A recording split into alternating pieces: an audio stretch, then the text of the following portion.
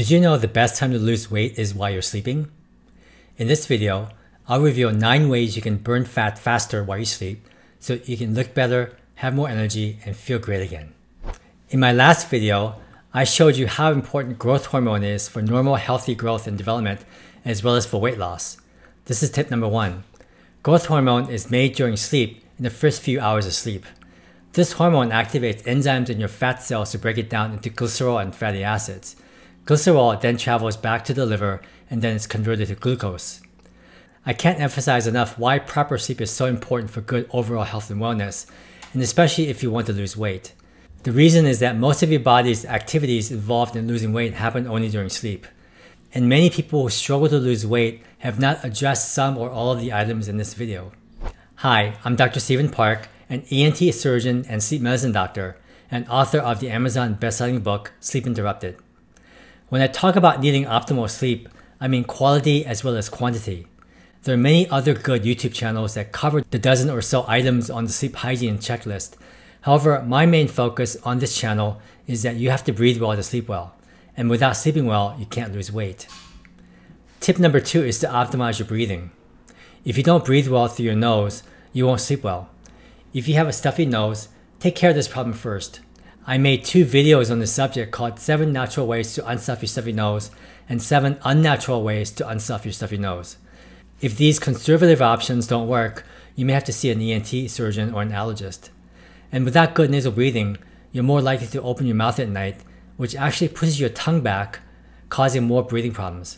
I talked about how you can use mouth taping to address this in another video, which I'll link to below. Many of you watching this video may have undiagnosed obstructive sleep apnea, which is a potentially more serious problem where you stop breathing many times at night. It's important to note that you don't have to snore or be overweight to have sleep apnea. I've seen many young, thin women who don't snore but have severe sleep apnea.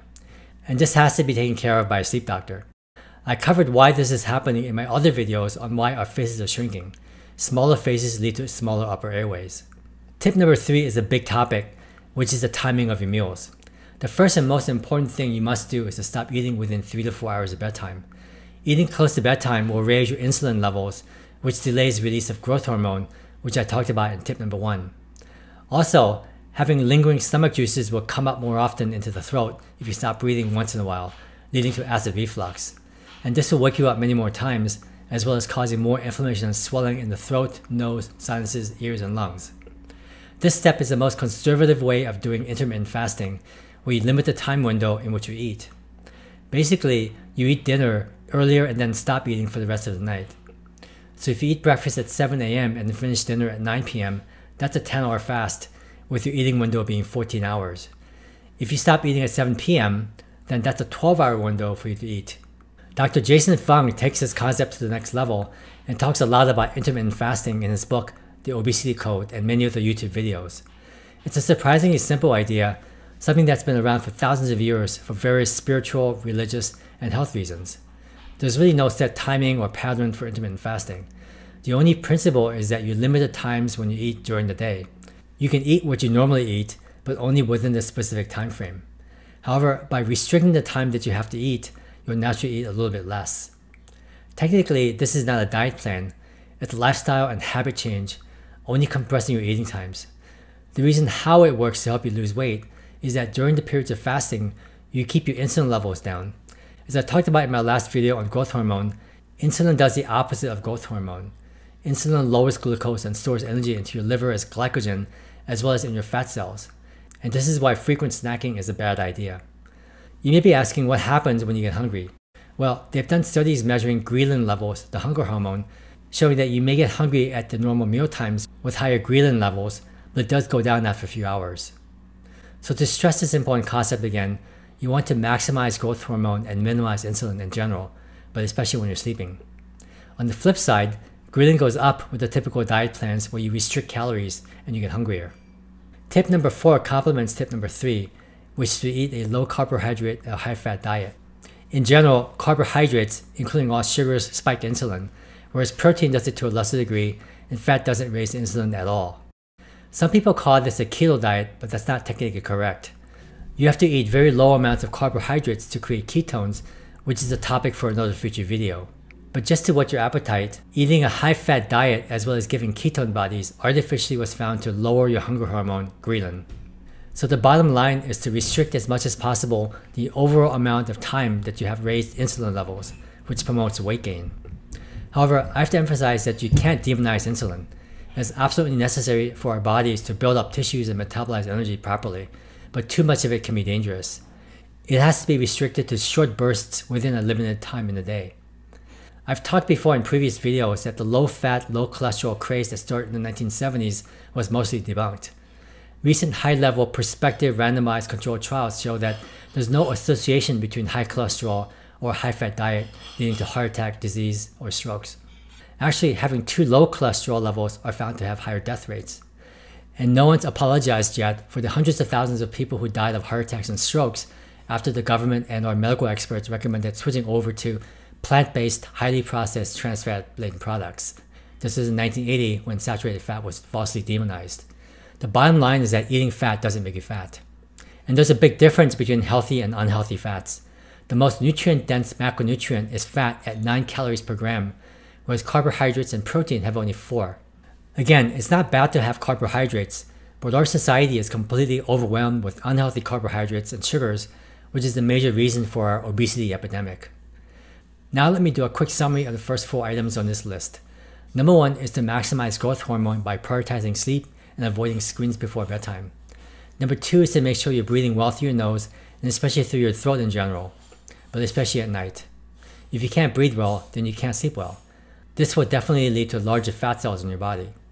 Number 3 is to adjust your meal times.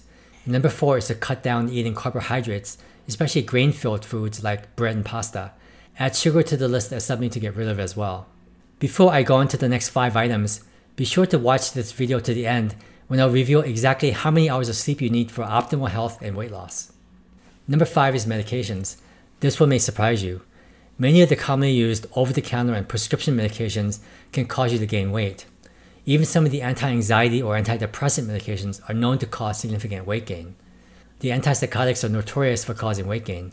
One study found that up to 36% of children and teens taking antipsychotics became overweight or obese after only 12 weeks.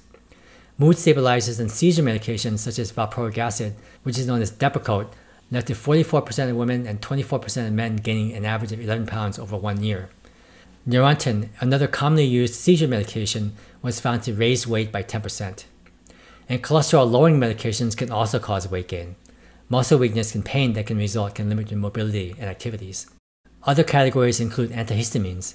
This includes the widely used Allegra and Zyrtec brands, which block the H1 histamine receptor, and this ends up stimulating your appetite. We talked about insulin and weight gain, which we see all the time. Doctors and nutritionists are also telling diabetics to snack often with carbohydrates to stabilize their glucose levels, and this makes things much worse. 2 commonly prescribed classes of high blood pressure medications are also known to cause weight gain. These are the alpha and beta blockers. These medications, especially the alpha blockers, can block production of melatonin, which leads to poor sleep and insomnia, and this can also lead to weight gain. It can also cause you to have a stuffy nose, since blocking the sympathetic nervous system in your nose will relax the blood vessels, leading to a stuffy nose. Having a stuffy nose will aggravate poor breathing during sleep and possible obstructive sleep apnea. Oral and inhaled steroids are commonly prescribed for a number of different reasons. This is a major reason for severe weight gain. Birth control and sleeping pills also have documented reports of weight gain. And this is only the tip of the iceberg, with many other medications that are guilty of causing obesity, not to mention all the other severe side effects besides weight gain. I also discussed in the past another prescription treatment given to people with sleep apnea, which is known to cause weight gain sometimes, which is CPAP. I'll put a link to that video as well. It's likely that the vast majority of you watching this video are on one or more of these medications. Ideally, you shouldn't be on any medication at all, but that's easier said than done. If you did gain a lot of weight since starting your medication, talk to your doctor about switching to a different medication, or even better, come up with a plan to wean yourself off the medications. In general, losing weight by following the steps that I offer on my channel and other helpful channels will increase the odds that you can come off your medications. If you're taking any of the medications I mentioned and gain weight, please let me know which medication and how many pounds you put on down below in the comments area. Number 6 is to reduce your stress. This one's a big issue that's very challenging. One book that helped me a lot to understand the effect of stress on our bodies was Dr. Sapolsky's book, Why Zebras Don't Get Ulcers. There are lots of other resources on ways to reduce stress, whether it's through breathing techniques, meditation, yoga, exercise, aromatherapy, and various other activities. Make it a priority in your life to address it. There's so many other different reasons for the increased stresses in our lives, and oftentimes we don't even realize it. It can present as a physical illness, such as cancer. Dr. Bernie Siegel, a cancer surgeon at Yale, wrote about this for women with breast cancer in the classic book, Love, Medicine, and Miracles. Another book that opened my eyes to the epidemic of physical and psychological trauma and stress is the book, The Body Keeps the Score by Dr. Bessel van der Kolk. I was shocked to read that, quote, research by the Centers for Disease Control and Prevention has shown that 1 in 5 Americans was sexually molested as a child, 1 in 4 was beaten by a parent to the point of leaving a mark on their body, and 1 in 3 couples engages in physical violence. A quarter of us grew up with alcoholic relatives, and 1 out of 8 witnessed their mother being beaten or hit. Unquote. I've no doubt that these lingering subconscious issues will present to the doctor as a physical illness, but unfortunately, doctors don't have the time or the expertise to get to the true root cause of many of their patients' symptoms. Regardless of what causes stress, it raises your stress hormones and causes more hunger and weight gain. Number 7 is another challenging thing to avoid, especially if you eat out, and that's seed oils. It's been suggested pretty convincingly that the transition from traditional cooking oils to highly processed seed oils added to the obesity epidemic, as well as our much higher rates of cancer and heart disease. It's somewhat of a complicated subject, and I can't do it justice to explain in just a few sentences. So I recommend you watch Dr. Chris Nobby's YouTube video, Diseases of Civilization, Are Seed Oil Excesses the Unifying Mechanism? The bottom line is to stick with the traditionally healthier oils to cook with, including butter, ghee, lard, tallow, and olive, avocado, or coconut oil. The main reason is for their healthier omega-6 to 3 ratios, and they don't oxidize as easily as the seed oils. You may be surprised to hear that McDonald's converted from a beef oil tallow blend to only vegetable seed oil in 1990. The vegetable oil they used was a trans fat version, and then they switched to a trans fat free version in 2007, and later added artificial beef flavoring. Number 8. I keep bringing up vitamin D on almost every video, but there's a reason for it. It's one of the master hormones in your body, and there are lots of convincing studies on the association between low vitamin D levels and being overweight. All the skeptics will say that association doesn't imply causation, but I can argue strongly that without a healthy level of vitamin D, nothing in your body works properly, including maintaining a healthy weight. Make sure you get your blood test level to above 50 or 60 nanomoles per liter. Ideally, it's better to get vitamin D for free through natural sun exposure. People who are sun intolerant tell me that they can tolerate the sun much better once they get their vitamin D levels much higher through supplementation. You need to take vitamin D3 and not D2. Take 10,000 international units every day and retest in 3 to 4 months, then adjust as needed. And make sure to take it along with vitamin K2 for better absorption and to avoid calcium overload. It's hard to overdose on vitamin D. Number 9. This one's a major problem in modern society, which is how many hours you're sleeping. One recent mattress company poll in 2020 found that on average, US adults slept about 5.5 hours every night. This is a frightening statistic, since we know that lack of sleep correlates directly with many health risks, including obesity, diabetes, heart disease, heart attack, stroke, depression, cancer, memory and focus problems, pregnancy complications, and even sudden death. Research has shown that all these conditions are much higher if you sleep for less than 5 hours or more than 9 hours. That's right, you have a higher risk of medical complications if you sleep too little or too much. Just like what Goldilocks wanted, it has to be just right. And objectively, around 7.5 hours is the ideal amount of time. Even 8 hours, sleeping 30 minutes more, was found to have slightly increased risks. Now, this is assuming you have no other medical conditions or breathing problems like sleep apnea. I'm confident that as more people use their electronic devices before bedtime, this problem will only get worse. Using screens ruins your sleep for 2 reasons. The most obvious one is that blue light from these screens, including your smartphone, lowers the sleep hormone melatonin. So it's going to delay your sleep onset time. The content that you get exposed to will also likely be stimulating, disturbing, or anxiety-provoking, which is not something that will help you fall asleep. So here's a recap. Number 1 is to optimize growth hormone by avoiding screens before bedtime. Number 2 is to improve your nose breathing and take care of any snoring or breathing problems when you're sleeping. Number 3 is to adjust your eating time to a more limited time frame. Number 4 is to eat a low-carb, high-fat diet. That's healthy fats. Number 5 is to get off as many medications as possible. Number 6, do whatever you can to lower stress. 7 is to avoid all seed oils. 8 is to take lots of vitamin D. And number 9 is to sleep at least 7 to 8 hours every night. As I mentioned in my last video on growth hormone, lack of sleep in general also lowers growth hormone, which is critical to promote fat breakdown while you sleep. So if you're struggling to lose weight or have any other health problems, focus on these 9 steps over the next 90 days. Start with 2 or 3 that you can do easily, and then add on 1 at a time every week. For some of you watching this video, it's likely that losing weight is not your highest priority. But are you anxious all the time, or have low energy during the day, or can't think or stay focused? Do you have chronic headaches, gut problems, or joint pain? Are you frustrated because your doctor says everything's okay?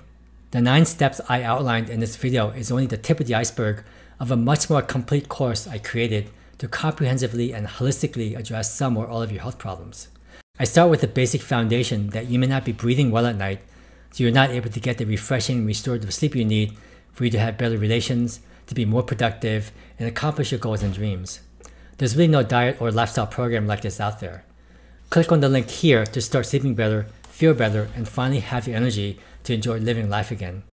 I put everything I know into this course with over 9 hours of video and audio content. Normally, people pay me $459 for 30 minutes of coaching with me, but you can get this course for only a small fraction. Use the special code 90days to get your additional discount. The discount code again is 90days, all one word. Thanks for watching this video, and I'll see you in the next video.